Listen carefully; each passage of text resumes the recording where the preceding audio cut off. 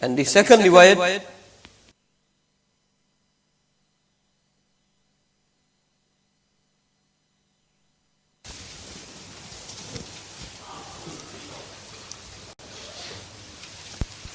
Bismillahirrahmanirrahim. Wassalatu wassalamu ala sayyidil mursaleen wa ala alihi wa ashabihi ajma'in, amma ba'd.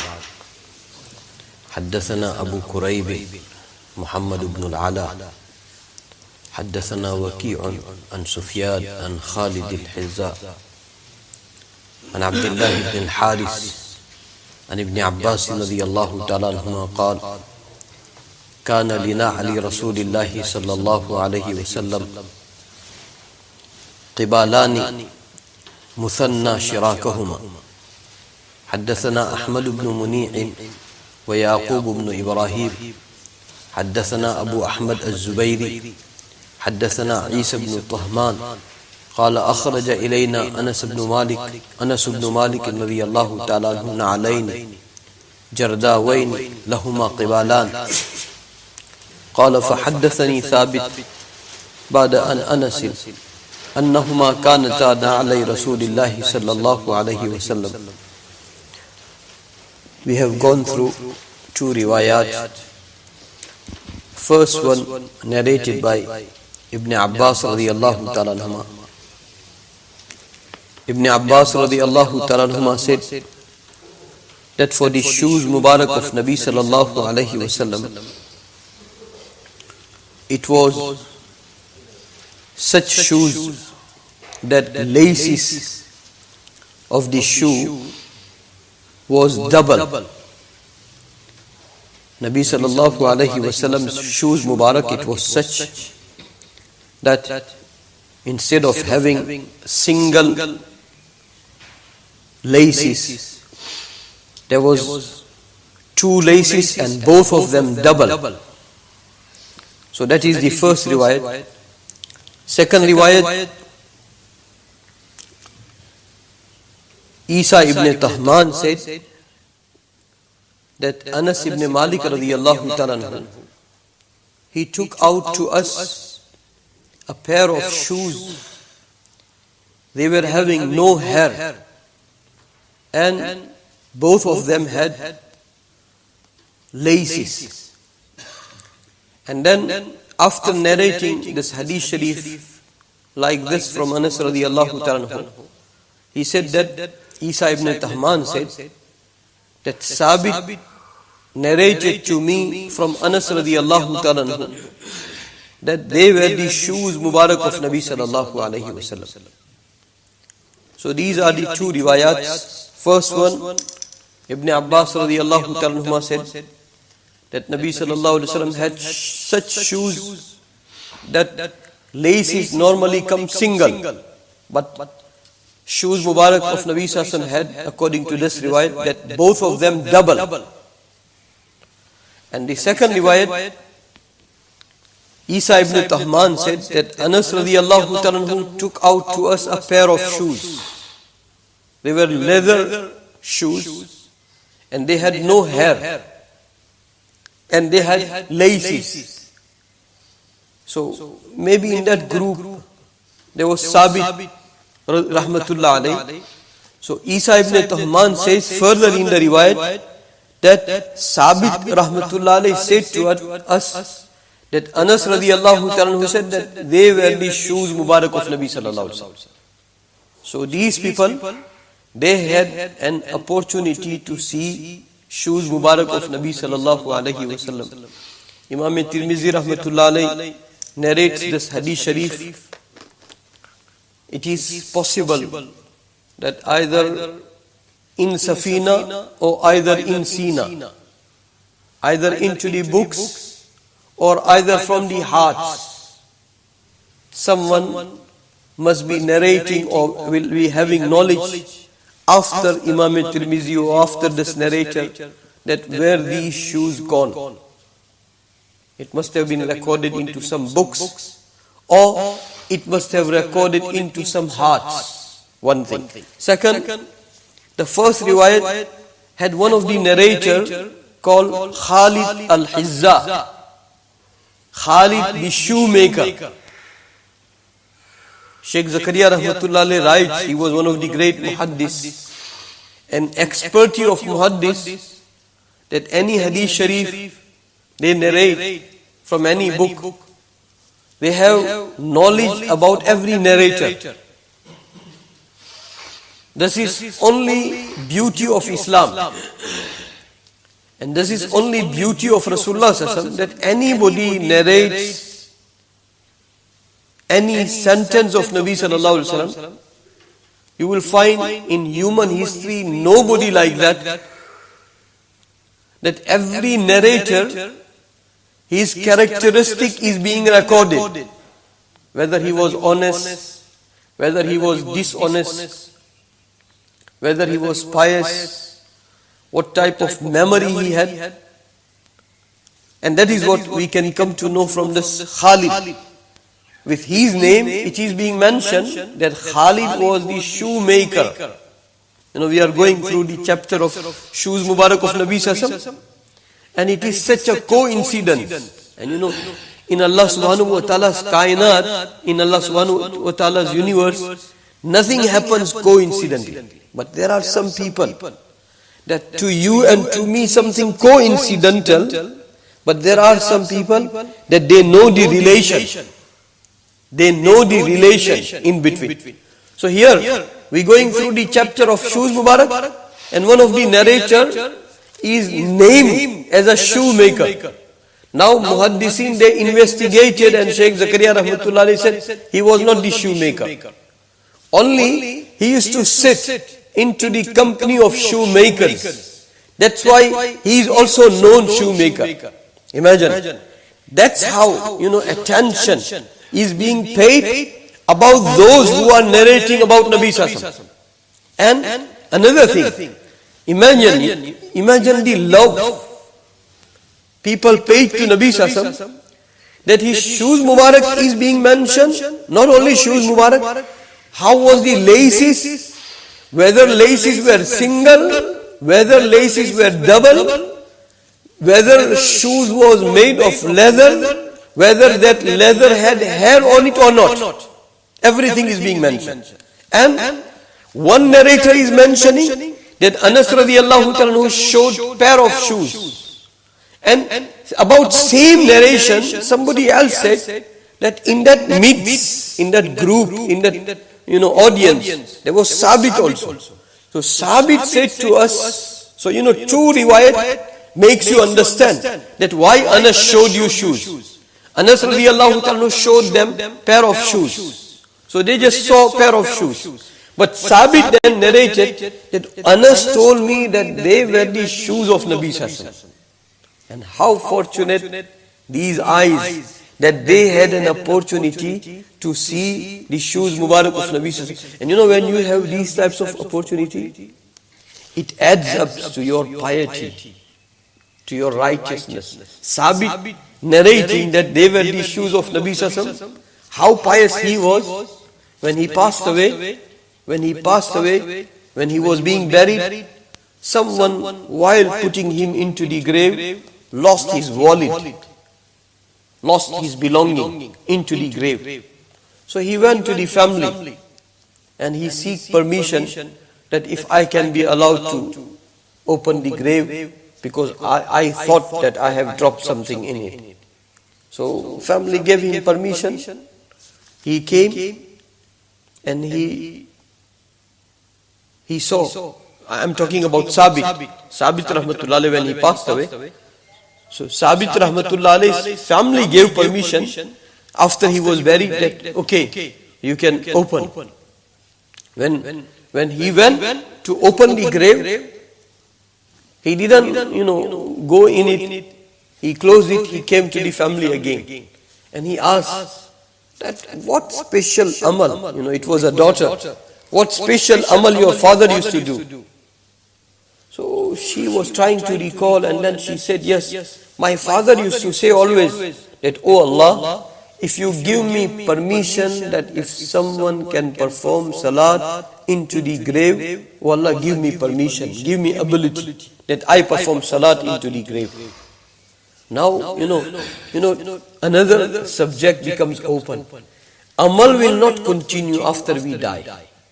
And when we constructed this masjid, the real tuning of the masjid took place that, many scholars were called by Maulana Abrar Sahib, and they used to deliver speech every Friday. I think for quite a few Fridays, every Jummah, somebody highly scholarly came and they used to deliver speech. And I think they were trying to tune, when you have the system, then you want to tune in. So that is the real tuning in. May Allah subhanahu wa ta'ala have our iman tuned, have our spirituality boosted and tuned in. So Maulana Qasim Sahib, our Masjid Noor's former Imam, he came.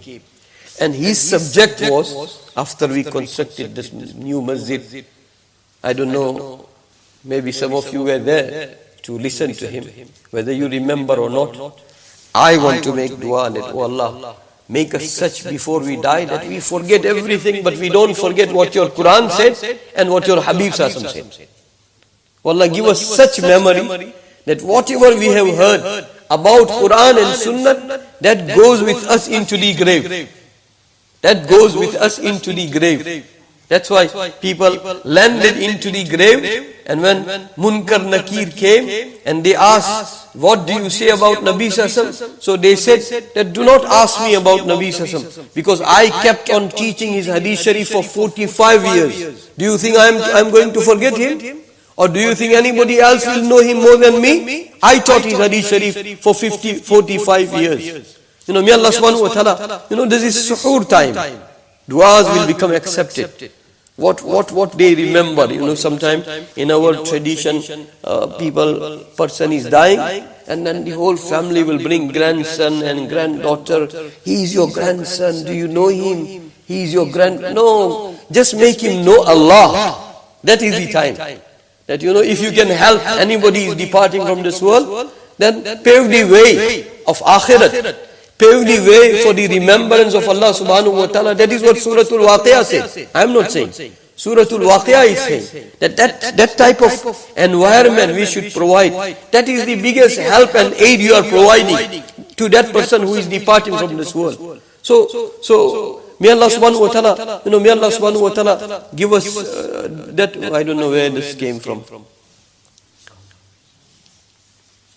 Sabit rahmatullah alayh. Yeah. He, so Maulana Qasim Sahib, he was discussing on a topic that after your death, amal will discontinue. But if you have laid very strong foundation of iman and taqwa and spirituality, then spiritual advancement will still continue. That is his topic was. Understand? Try to understand. Amal will not continue. Even amal will not be rewarded. That person, like we're talking about Sabit, that person went to open his grave, and he returned and he asked his daughter. So his daughter said, my father used to make dua that if you can allow anybody to perform salat into the grave, allow me. So he said, basharat to you, glad tidings to you. Your father's dua became accepted.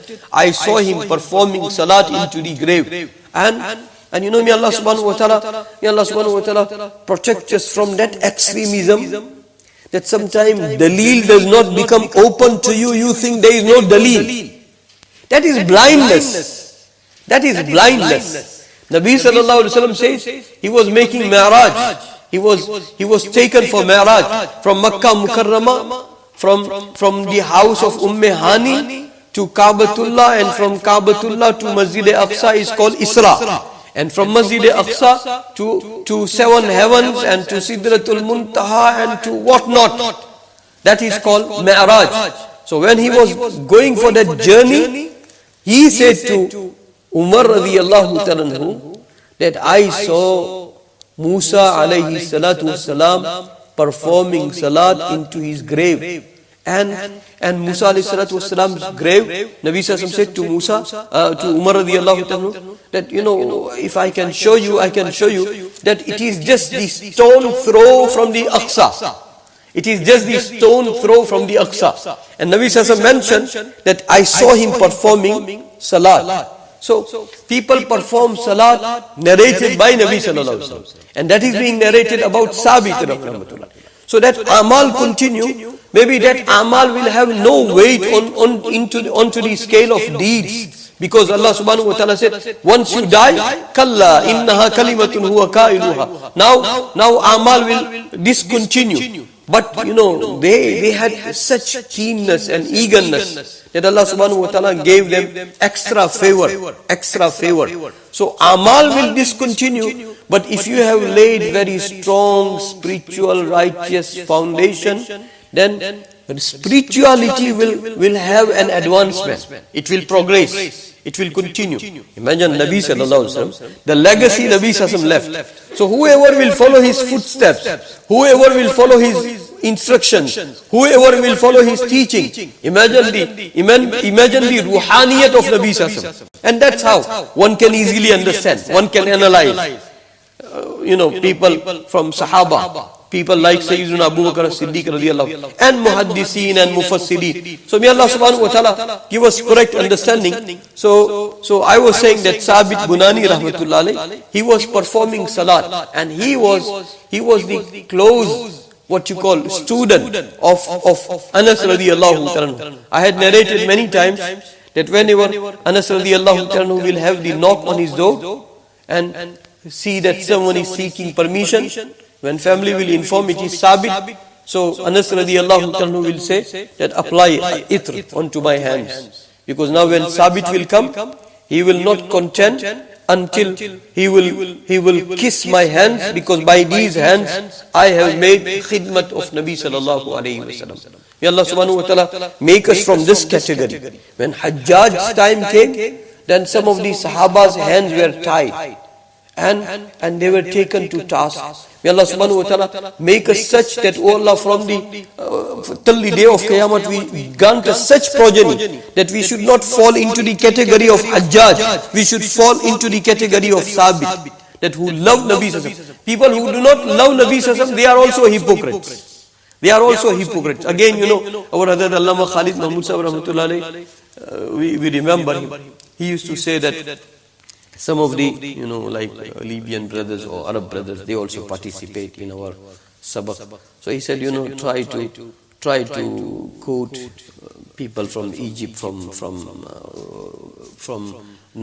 what you call subcontinent world, they participate. So that's why I said, mention from Quran and Hadith Sharif and from Nabi Sallallahu Alaihi Wasallam and Sahaba and Tabi'een, and the most you go to Tabi'een. That is what he used to say.